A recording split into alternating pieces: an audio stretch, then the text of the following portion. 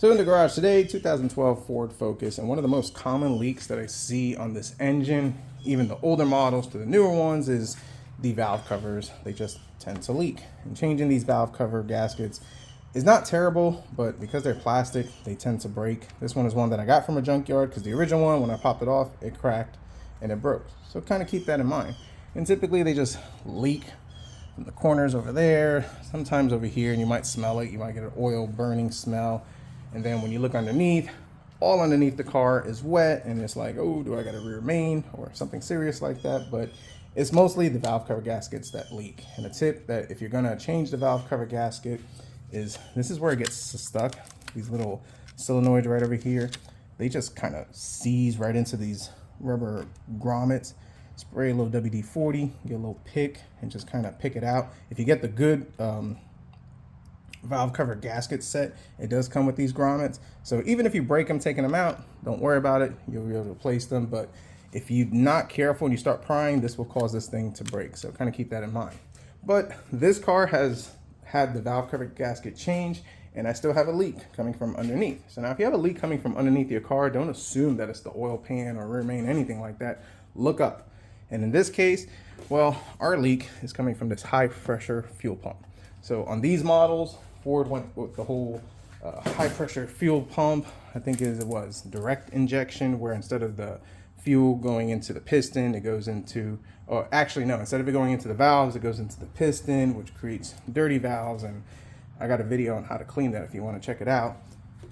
But this high pressure fuel pump has ran off the cam lobe. Over here is a little cam lobe that just kind of pops it up and down, creates all the pressure and everything like that. And that gasket, which is attached to the cylinder head, it leaks. And in this case, let's see if we could get it in here. You can kind of see a little bit right there, but yeah, it's leaking. And once I take all this stuff off, well, maybe we could get a better idea if we take this off right here. There you go.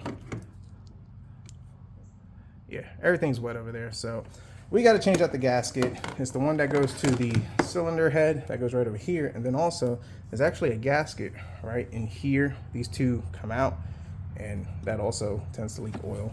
This one is not leaking, but because while we're there and I bought the gasket and as cheap as they are, why not change them both? So we got to take out the high pressure fuel pump.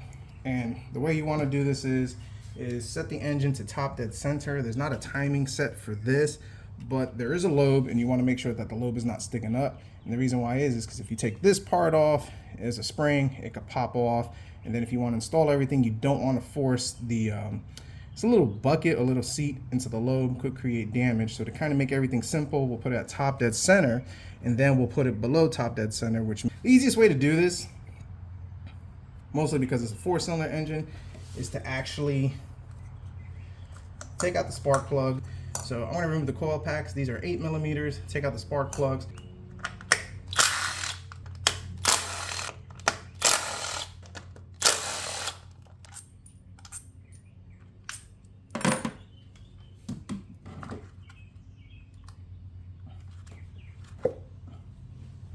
This is also a good time to inspect to see if your spark plug tube seals are bad and are leaking oil into the spark plugs.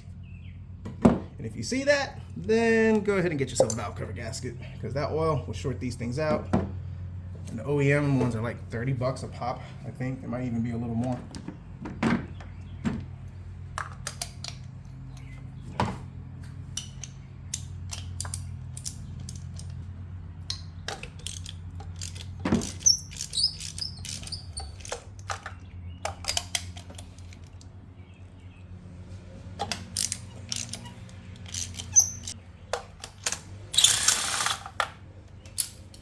So now we got to make room for this, and this is where it gets fun.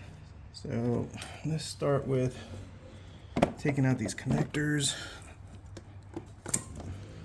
All right, a bunch of things attached here, and the name of the game is the path of least resistance.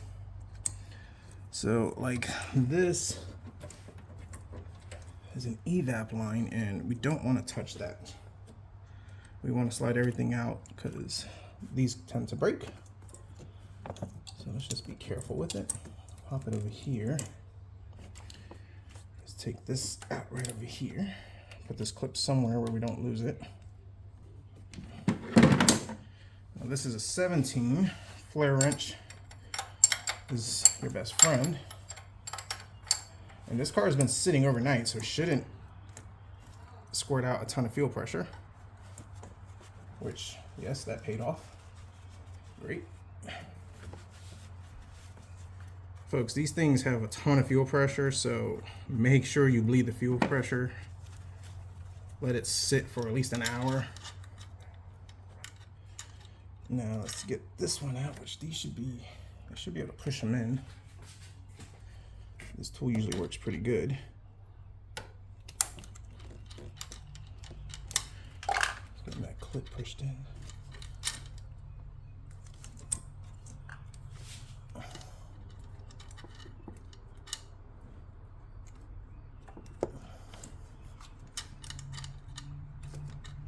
There we go. Trickling a little bit of gas, not too bad. This is a 10, I think. No, these are probably 8s. These are 10. That's an 8.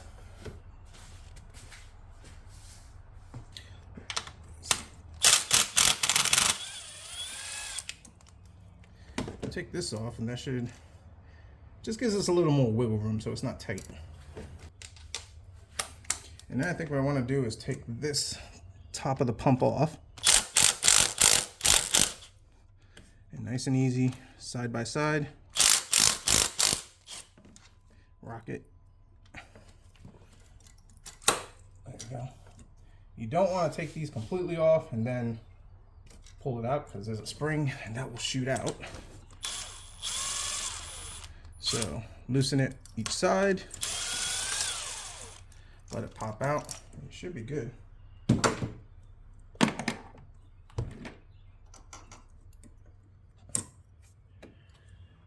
this is our first O-ring that we'll have to change, but not the main one.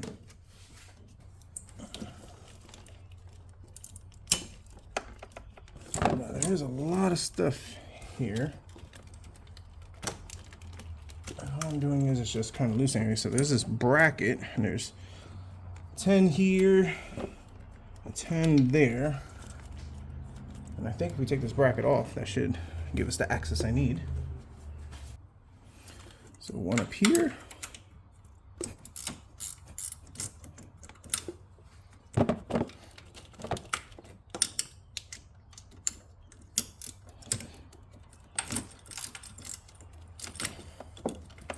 Yep, there's another one right on the bottom. There's so much stuff in the way. Now this hose should come off pretty easy. This is I guess part of the PCV system. And because I've taken them off before, it should slide out. And I think we could just do that. Oh yeah, that gives us a lot more real estate.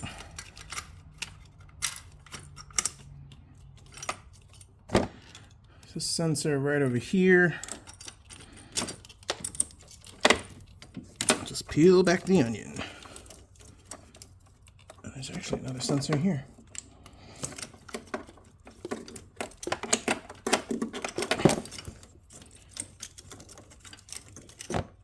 Okay. Now,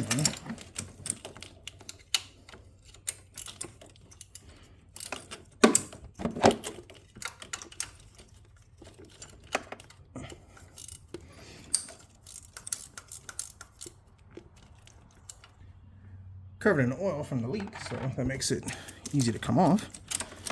So now this bracket should come off here. This should come off there.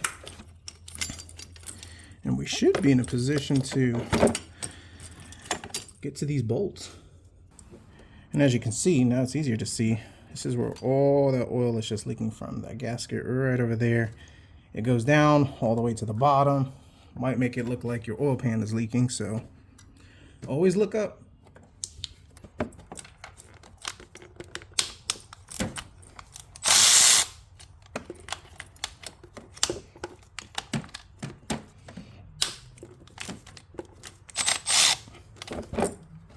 What's stopping me? Nothing.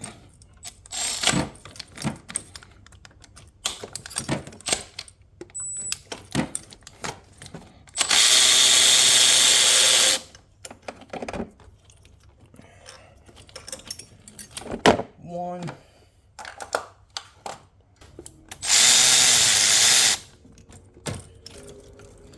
I think this pops off.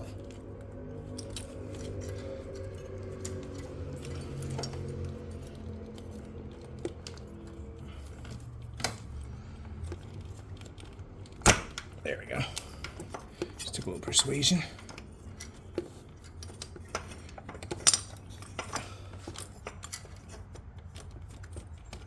Come on. Whoa. Don't want to lose this.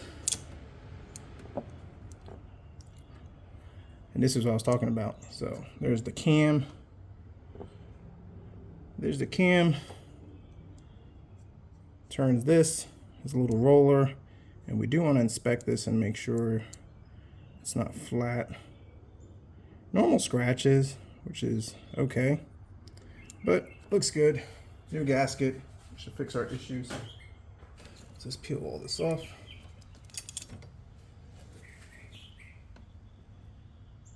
Yeah, it's just leaking from the bottom right there. So now, this engine is not the original engine. This car has 155,000 miles. This engine, I got it with 80,000 miles. The original engine on this car, I bought this car from somebody who didn't tighten the oil filter, ran it dry, and seized the engine. Well, when the engine seized, it actually snapped off this piece of the cam.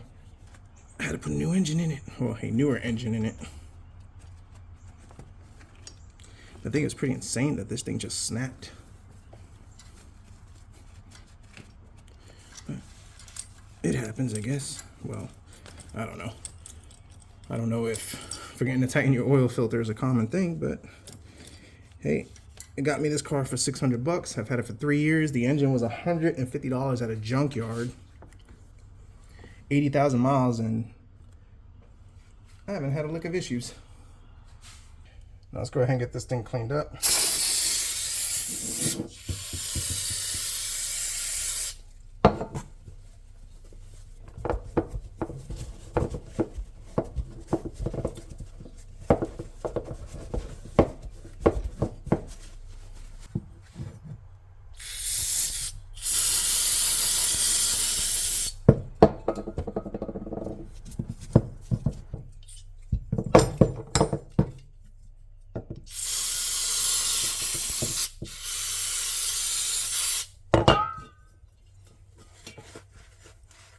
You do want to make sure this is clean because that's where that cam rides in.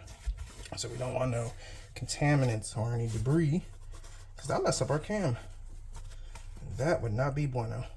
Definitely no bueno. Alright. So these are our gaskets. Got these from the Rock Auto because typically that's where you're going to find a gasket like this unless you go to the dealer. This is the Mahale. I really don't know how to pronounce it, but there's your part number, D33782. I think these are like $6-7 bucks. Relatively cheap. Good insurance. And we just want to pop this in just like so. Make sure it's seated in.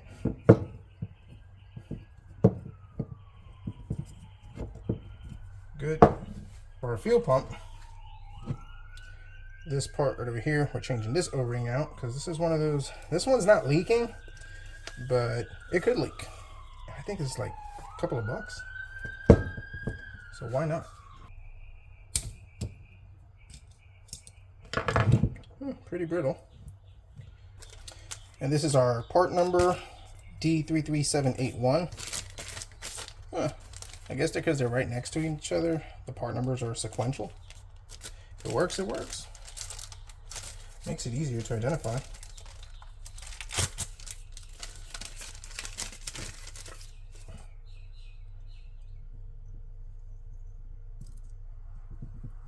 A lot fatter. And what I will do is, just to prevent the chance of this rolling when we pop it in. A little silicone paste on the seal, not much, but this little bit right over here will help it to slide in, reduce the chance of it rolling, tearing the gasket, all that type of bad stuff you'd hate to think about.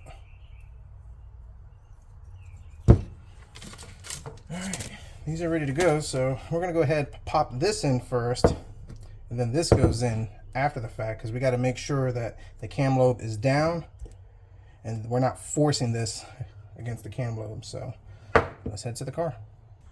Alright, so hopefully I can get this in and give you guys a better angle where you're not in my way.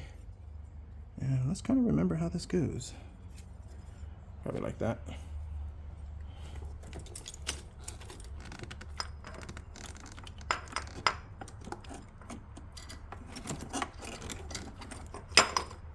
Okay.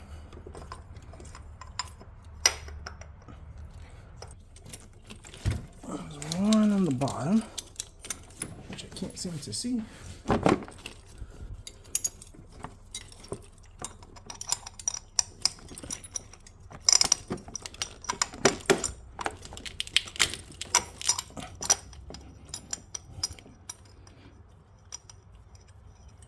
Alright, we got that started.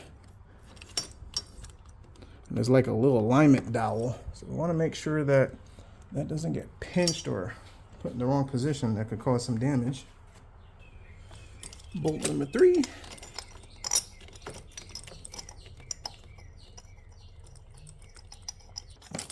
I think I'm going to start with this one.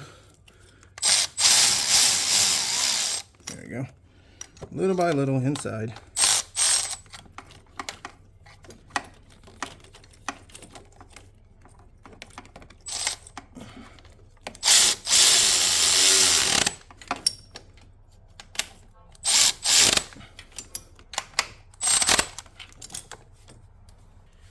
So as far as the torque spec, I don't know. I couldn't find any. But it's aluminum going into aluminum. I mean, a little snug, and I think it should be all right. Don't go crazy. And I think the next order of operations is to get these brackets in. So let's pop you in here, you in there. I think you and you should be good there. Oh yeah, that should work.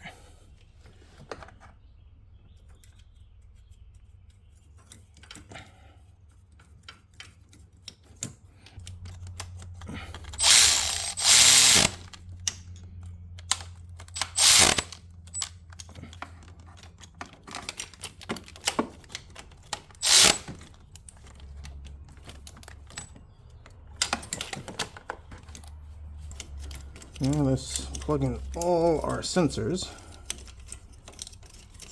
All right, so now we need to put in this, I forget what this is called. Roller, cam lobe, I don't know. But anyways, I can't stress this enough. Don't let this go in dry.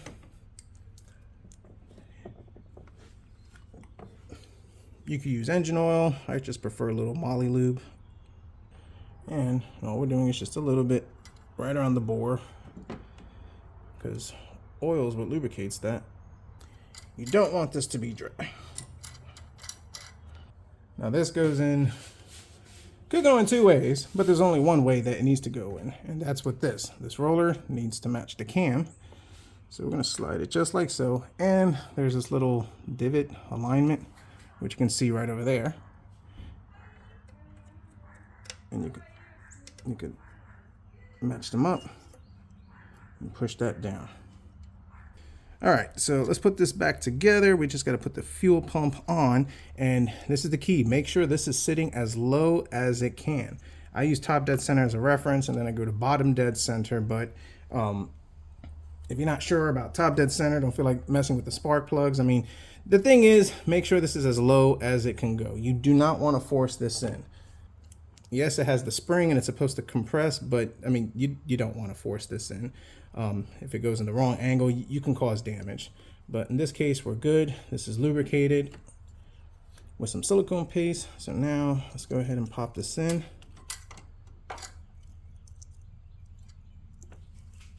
Okay.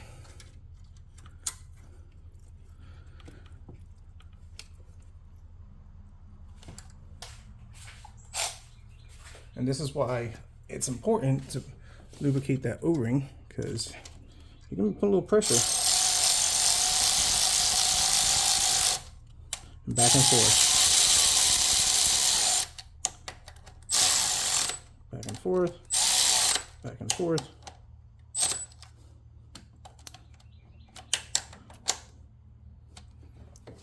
And once it's fully seated, then we can go ahead and torque it, but I can't find the torque specs, folks. So my best advice is just going to be just common sense, you know. Snug.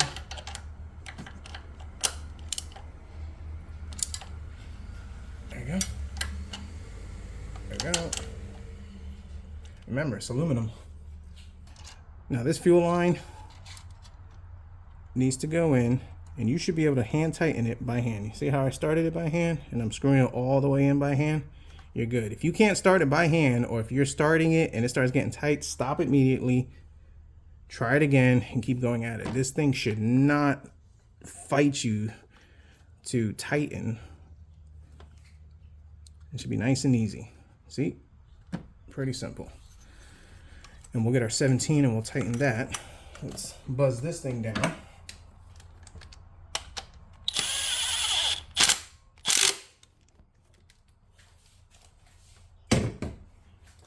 Pop this guy in.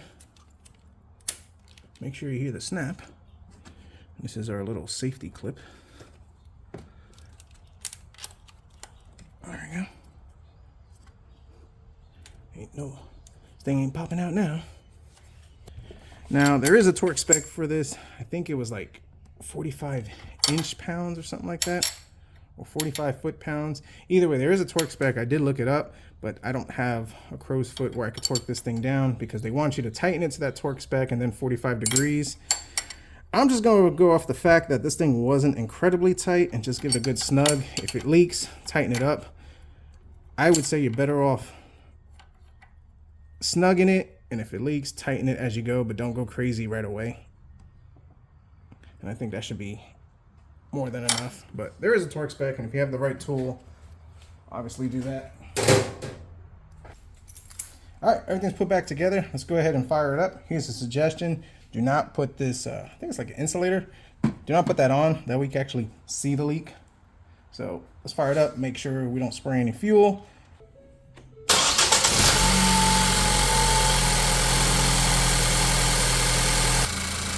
All right, so I don't see no leaks. Don't smell no gas. No oil is leaking out. So we're good to go. Give it a couple of revs.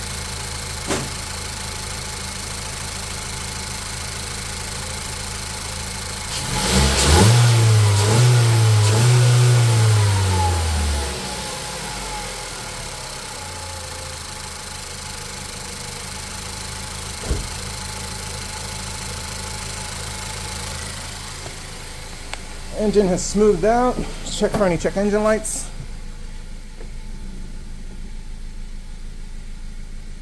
Nope, we're good.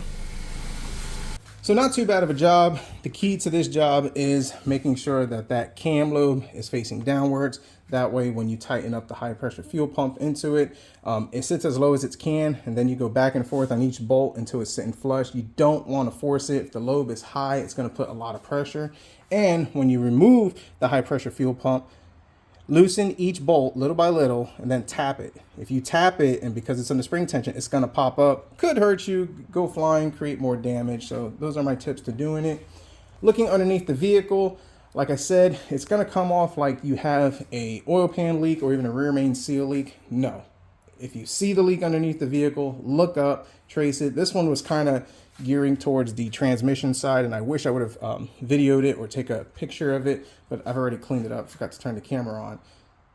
And then obviously, if you're trying to inspect it from the top, take a look over here. Like you saw earlier in the video, this is all soaked with oil. There's a very good chance that it's leaking, but also keep in mind the valve cover could create a leak over there.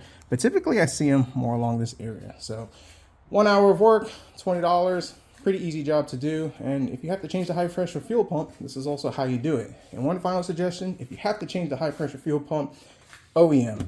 Don't go aftermarket. I've seen it where you get lean codes, rich codes, poor performance, all that type of stuff. You're going to pay a little more. I think it's like $300 for an OEM one. If you're lucky, maybe a little more. But if you're trying to save money, I'd even gamble at a junkyard. So thanks for watching. Hope you enjoyed this video, and let's go fix something else.